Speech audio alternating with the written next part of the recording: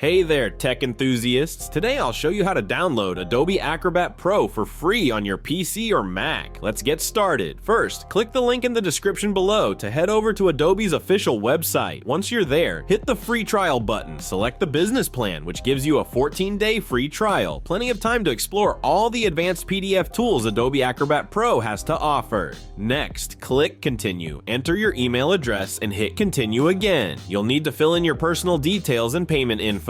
Don't worry, Adobe won't charge you until the trial ends, and you can cancel anytime before the 14 days are up. Once you've completed the form, click Agree and Subscribe. After that, create a secure password for your new Adobe account. You'll then be prompted to download the Creative Cloud desktop app, install it, log in with the same email address, and you're good to go. Once Creative Cloud is open, head to the Apps tab, find Adobe Acrobat Pro, and click Install. And that's it, Adobe Acrobat Pro is now installed and ready to use. Whether you're editing PDFs, signing documents, or creating forms, you've got all the tools you need. If this guide helped you out, don't forget to like this video and subscribe to ComTechpedia for more tech tutorials and tips. Thanks for watching.